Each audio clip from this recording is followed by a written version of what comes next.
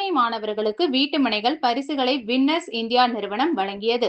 கோவை எட்டிமடையில் உள்ள R. Krishnaswamy counter நினைவு அறக்கட்டளையின் நிர்வாக அறங்காவலரும், எட்டிமடை எல்லை மாகாளியம்மன் கோவில் நிர்வாக அறங்காவலரும், வின்னர்ஸ் இந்தியா குழுமங்களின் நிர்வாக இயக்குநருமான சி.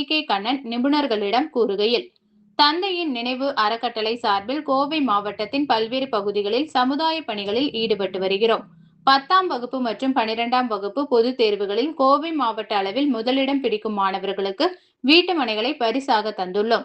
இது தவிர சிறப்பாக செயல்படும் கோவை மாநகராட்சி துப்புரவு பணியாளர்கள், இருதயம் மற்றும் சிறுநீரக நோய்களால் கடுமையாக பாதிக்கப்பட்டு மீண்டு வந்த மாணவ மாணவிகளின் எதிர்கால நலனை கருத்தில் கொண்டு அவர்கள் பெயரில் வீட்டுமனைகளை இலவசமாக கிரயம் செய்து தந்துள்ளோம் என்றார்.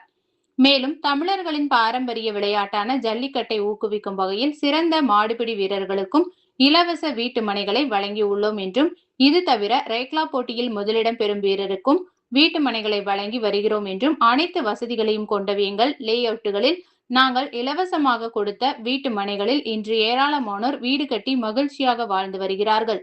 இது தவிர சின்னாம்பதியில் அரசு ஆரம்ப சுகாதார நிலையம் கட்டுவதற்கு 5 சென்ட் இடம் தானமாக கொடுத்து உள்ளோம்.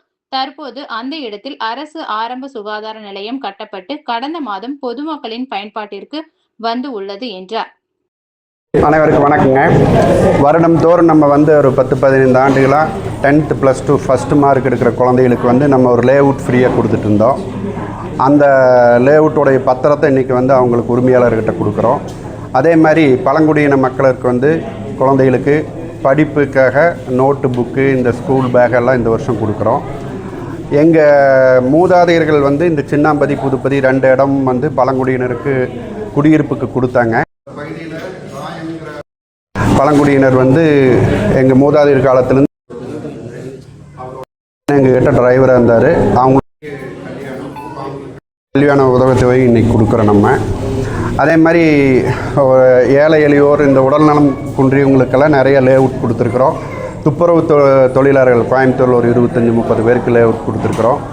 அடுத்த வருஷம் அதே மாதிரி